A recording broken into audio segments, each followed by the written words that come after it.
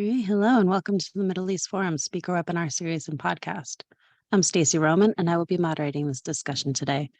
We're pleased to have Dr. Emanuele Ottolenghi, a senior fellow at the Foundation for Defense of Democracies and author of 2 books on external Iranian networks, join us to discuss Iranian operations in Latin America. Dr. Ottolenghi will speak for 15 minutes and open it up for questions. Should you wish to ask a question, please use the Q&A box located at the bottom of your screen to type your question. And with that, I will turn the discussion over to Dr. Emanuele Ottolenghi.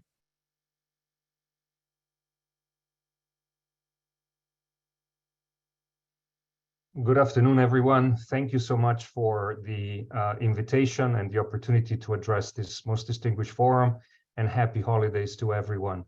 The topic of discussion perhaps is not the most cheerful one given the season, but I hope to engage you with some interesting insights about what Iran is up to in Latin America today. And without further ado, I'd like to share my screen in order to provide you with some interesting material, especially visuals. What Iran is doing in Latin America is what Iran is doing globally. It is pursuing its goal to export the revolution to the 4 corners of the earth. Iran has begun since 1982 to try and penetrate Latin America, establishing cells through mainly the use of soft powers in order to spread its revolutionary message, recruit converts to its cause, and establish political ties to NGOs, to political movements, and wherever possible, also to like-minded regimes ready to support its political agenda. The operational center for all of the above is the al-Mustafa International University. Al-Mustafa was established in 2007, merging several pre-existing schools in the holy city of Qom in Iran. It is regime-funded and controlled directly by the Office of the Supreme Leader, and it is essentially in charge of recruiting, indoctrinating, radicalizing converts, and then sending them back to their original countries for the purpose of amplifying the revolutionary message through the establishment of a variety of vectors and institutions. Now, in Al-Mustafa, there is a center which is in charge of Latin America, and it is headed by Hojjatul Islam Mohsen Rabbani, who was at one time the imam, the religious leader of the Shia mosque in Buenos Aires, Al-Tahwid, and who became eventually the cultural attaché at the embassy of Iran in Buenos Aires, and became implicated, as many of you know, in the terror attacks against the Israeli embassy, and then in 1994 against the Amia bombing. He is sought by Argentinian authorities, and there is an international Interpol red notice for his arrest. So at some point he returned to Iran, but has continued to run Iranian activities in Latin America from the safety of Qom. And today he runs the department in charge of these activities at the university, which is called the Islam Oriente, you know, the Spanish name for the Iranian department there. And that department coordinates all proselytism and propaganda activity in Latin America, both in Spanish and Portuguese. As I mentioned, the university was established in 2007. It is the main center for indoctrination of foreign pupils. And since 2007, it has instructed, educated, and provided academic titles, as well as ordained more than 50,000 students from 122 nations. Many of them ordained as clerics in order to return to their native countries and run Iranian sponsor centers there, which are the main vectors for the diffusion of the Iranian revolutionary message. It is a big institution. It has an annual budget of over $80 million.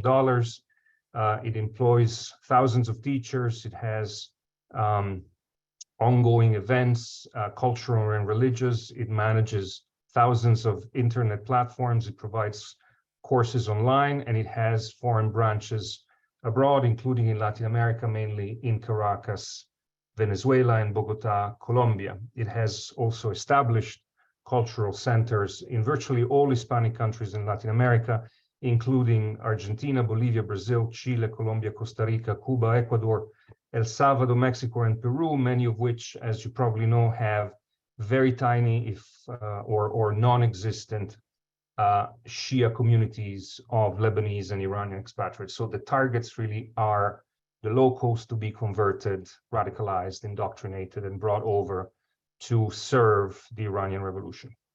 In addition to that, it has established scientific cooperation agreements with a number of Latin American universities in order to reach out beyond the cultural center attraction to those seeking religious inspiration. And it uses these cooperations to radicalize students on campus.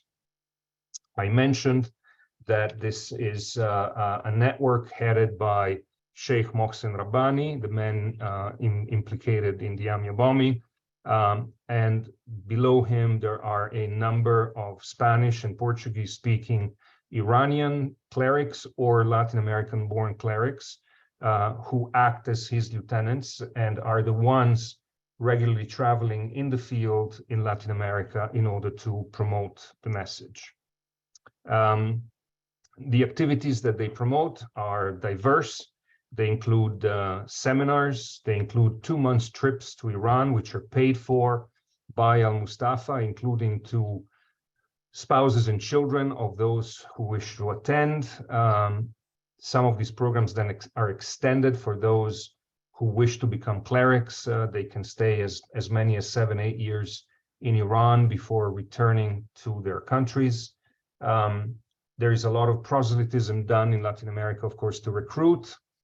The creation of centers is a key to doing that and to expanding the training of local clerics, the promotion of academic cooperation, as I mentioned, but also the creation of local media platforms, the establishment of publishing houses and cultural association, and through those, the spreading of the revolutionary message through literature, cultural events, academic events, and the like. And here you can see an example of an event from a city in northern Argentina, where a lecture by a member of the al-Mustafa network in Argentina becomes also an opportunity. As you see at the bottom in Spanish, during this opportunity, we will explain to the attendants the promotion, or we will promote the possibility of traveling to the Islamic Republic of Iran. So a lot of these events are geared towards recruitment. And as I said, a lot of these travels are done through scholarships and financial aid in order to facilitate these activities. And these activities of recruitment are continent-wide. Here you can see an example of an advertisement on Instagram for scholarships to al-Mustafa, published by the Iran-affiliated cultural center in Bogota, Colombia. I mentioned that a lot of the trainees become clerics, and they become therefore the heads of the centers and the mosques in Latin America. Here you have a few examples. Some of these more promising leaders eventually spin off out of the narrower religious environment of the mosques and the cultural centers, become political and social activists, and that's another goal of this effort, of this endeavor. It is to place some of the agents trained in Iran into the political system of their societies. And so here on the right, you have the example of a trainee at al-Mustafa from Colombia, who returned to Colombia, headed the Ahlul Bayt Center, the Islamic Shia Center affiliated with Iran in Bogota for years, but last March ran as a Senate candidate for the parliamentary election in Colombia, on a party list affiliated with the coalition linked to the current president, Petro. So he tried essentially to become a nationally elected public leader. It failed, but this is part of a broader continental strategy, not just to establish centers and influence people and recruit, but also to place the trainees, the indoctrinated alumni of this program into the political systems of their own societies.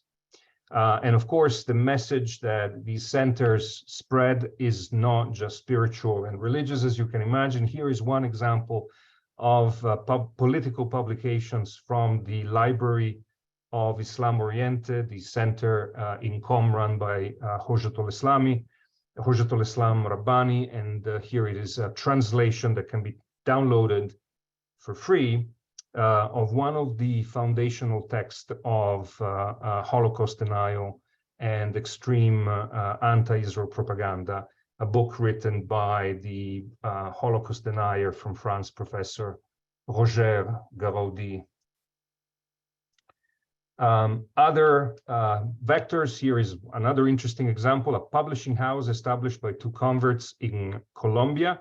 And this is a book that came out to memorialize the slain Iranian Quds Force General Qasem Soleimani. The book called Mi Tío Soleimani, My Uncle or My Friend Soleimani. The target audience here is adolescents. It is a mixture of short anecdotes and photographs. And as you can see, you can buy it on Kindle. So this is something that is part of the arsenal of activities that the Iranian network does. A lot of presence on social media. Here you can see an example of memorializing Qasem Soleimani by the director of the Islamic Center affiliated with Iran in Rio de Janeiro in Brazil. The gentleman, Carlos Meneses, is clearly a Brazilian born. He's a convert. He studied in Qom at al-Mustafa. And in addition to running the center with a local radio and a publishing house, he is one of the Farsi and Arabic to Portuguese translators used by the network of publishing houses to spread Iranian propaganda.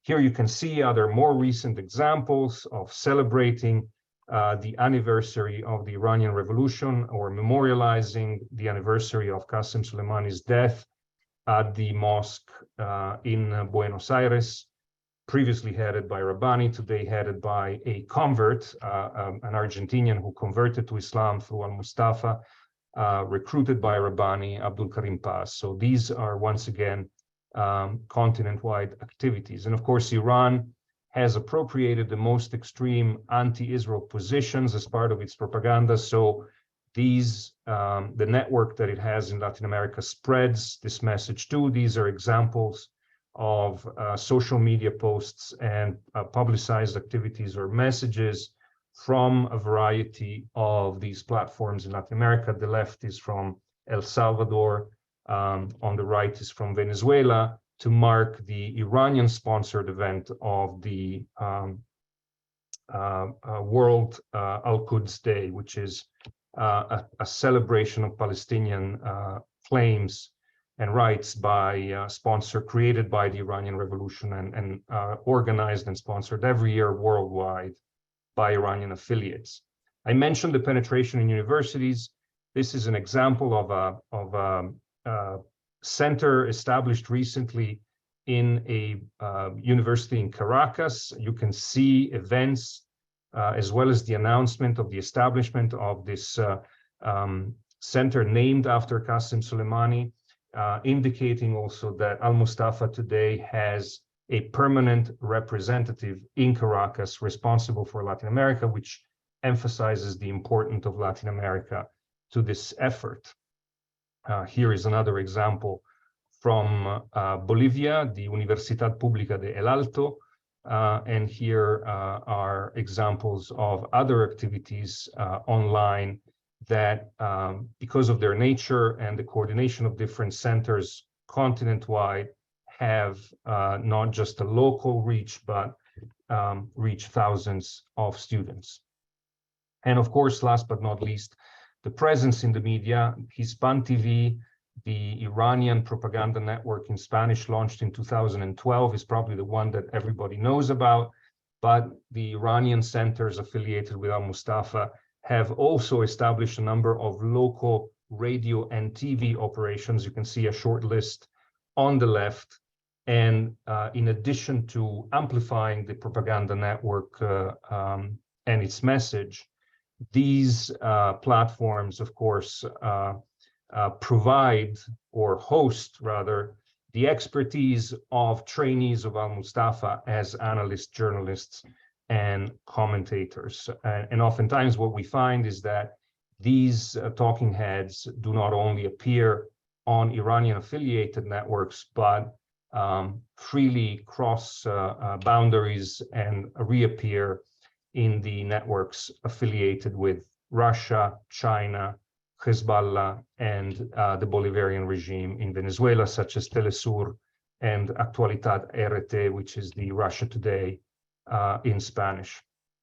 And as you can see, this is not just promoting Iran and its message, but it is a coordinated effort among the, let's call it, antagonist or anti-imperialist front of Russia, China, Iran, Venezuela, to push back what they consider to be Western imperialism. And here you have some examples from Hispan TV, recent coverage of the Ukrainian war. I chose deliberately this subject alongside, of course, the anti-Israel narrative to highlight how well coordinated this propaganda effort is that Iran is leading in Latin America together with its allies and like-minded authoritarian regime. And here's a list of experts. Once again, all of these are graduates of al-Mustafa or linked to its network. And what is very worrisome, the first one on the left side, Pablo Jofre Leal, and the last one on the right side, Pablo Iglesias in Spain, both of them have gained considerable influence and entry points in the current governments of their respective countries due to their political affiliation and activism. So the goal of these activities is not just to put an opinion on the air. It is to not just influence already a captive audience, but it is to go beyond and to penetrate the political systems in these countries in order to shape their policies and outlook. And this is really what this is about: spreading Iran's revolutionary ideology, recruiting and strengthening a cadre of loyal followers, establish operational bases, train followers, persuade and recruit key opinion influencers, establish and develop alliances with local political movements.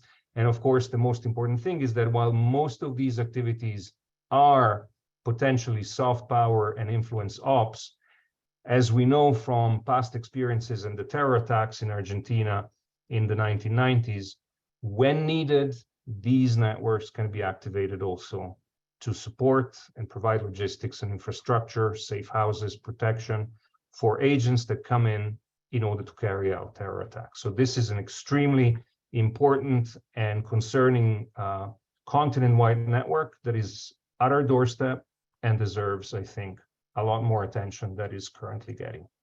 Thank you. I hope I didn't go too long, and I look forward to your questions.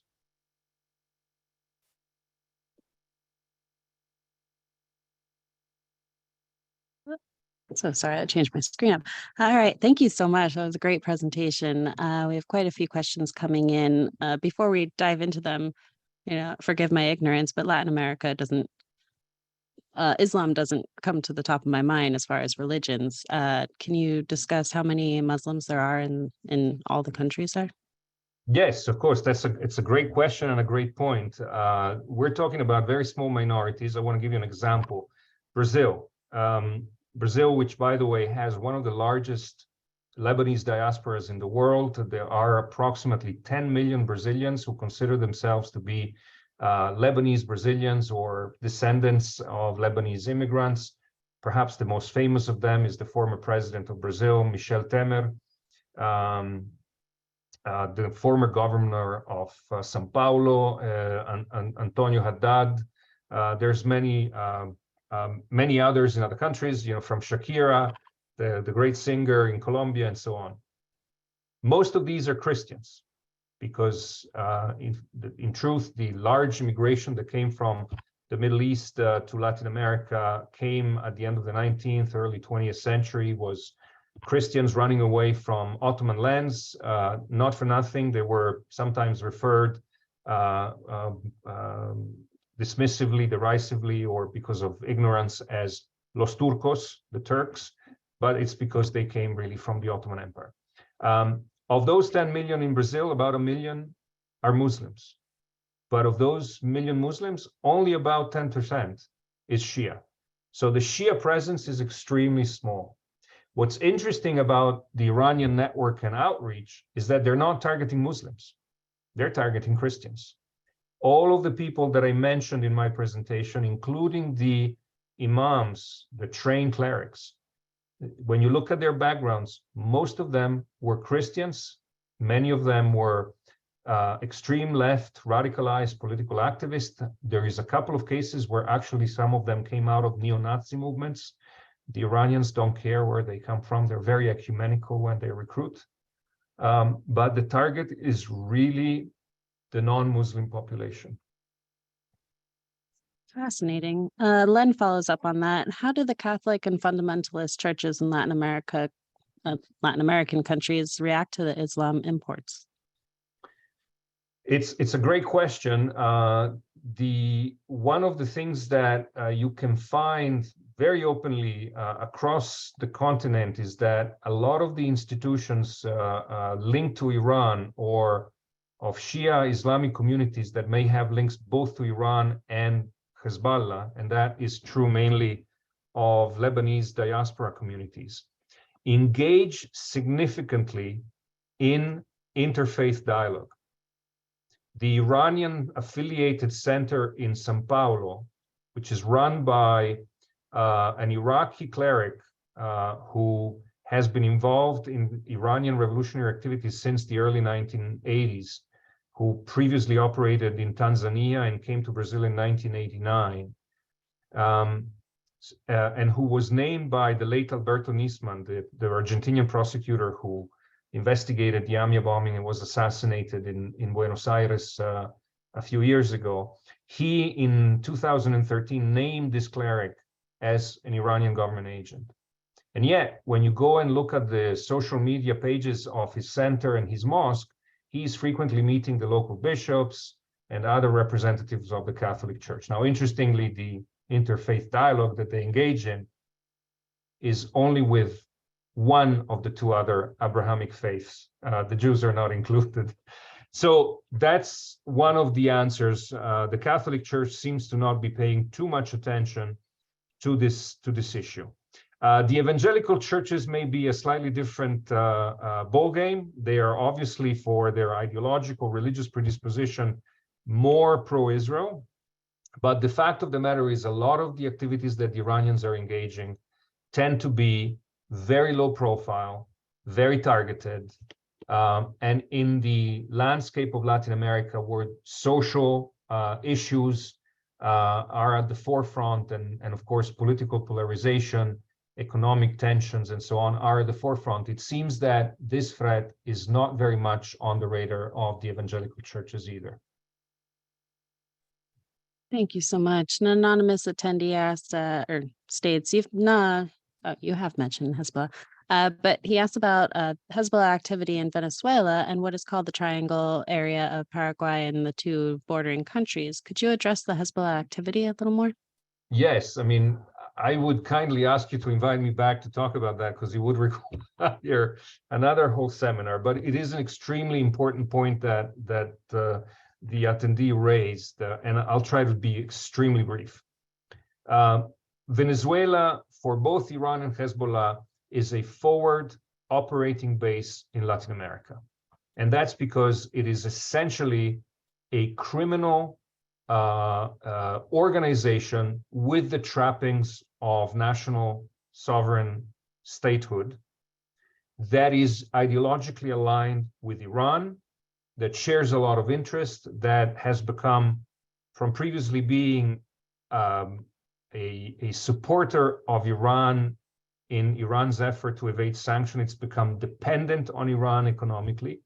And so the gates are open, and Hezbollah has been able to establish its own network, to leverage the local communities, to triangulate for money laundering, drug trafficking activities with neighboring states and communities in Colombia and Panama for years. And it also has its own reference points within the Venezuelan governments who are extremely friendly at the highest level. So there is a high level of cooperation that involves, for example, using Hezbollah networks to launder proceeds from the illicit and environmentally devastating activities of gold mining in the Orinoco Arc presently. Now, the tri-border area has always been, and this is Paraguay, Argentina, Brazil, has always been also a center of activities, even though the governments there are not necessarily as openly aligned. They may be friendly, or there may be friendlies in these governments, but the ideological outlook of these governments, of course, is not the same as Venezuela.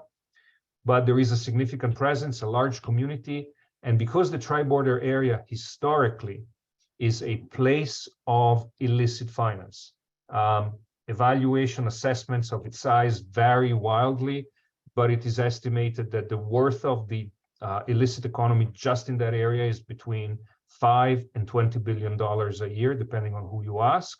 So it creates an opportunity for Hezbollah to launder money, and by leveraging a commission on its services, of course, funding its activities in the Middle East. It's very important. It has drawn more attention than previously in the last few years by US authorities, but that attention ebbs and flows. And it is my humble opinion that it deserves a much closer scrutiny.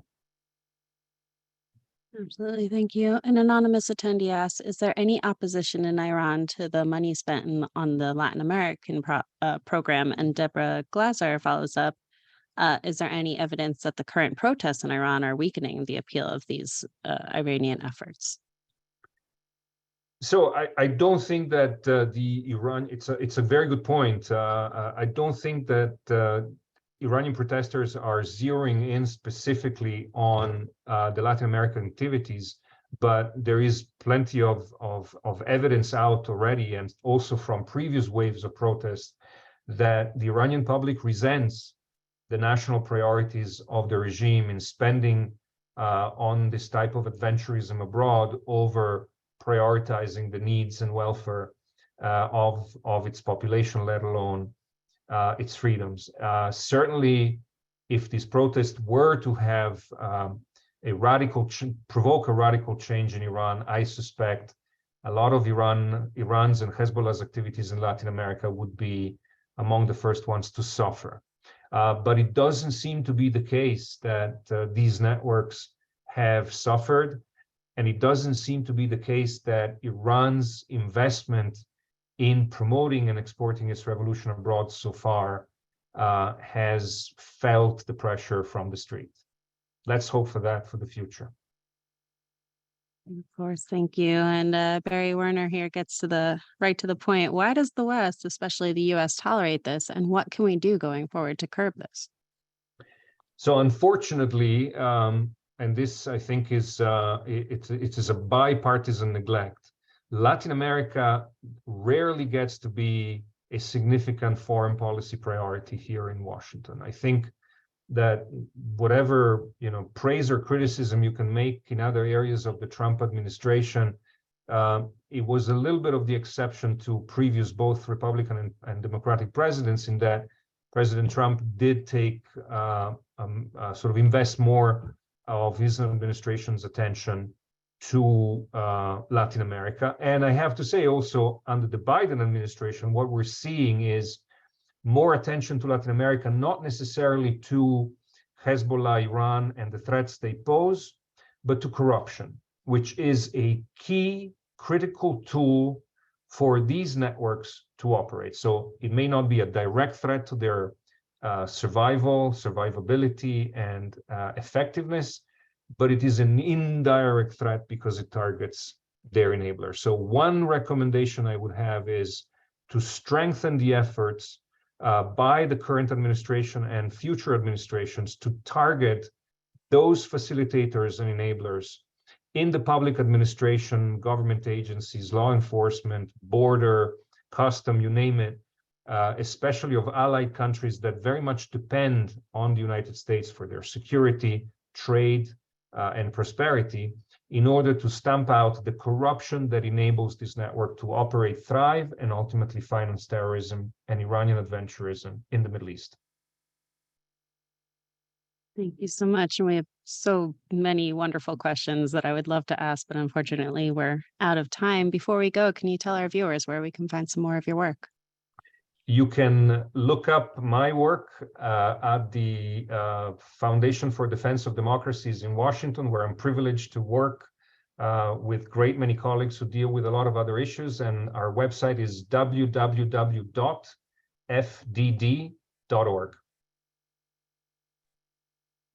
Thank you so much. We've come to the close of our webinar. Thank you again, Dr. Ottolenghi, for joining us today. It's been a pleasure. Thank you and happy holidays to everyone. Thank you. Same to you. For our viewers, please be on the lookout for our weekly webinars offering email coming out over the weekend. Thank you all for joining us, and I hope you have a wonderful day and happy holidays.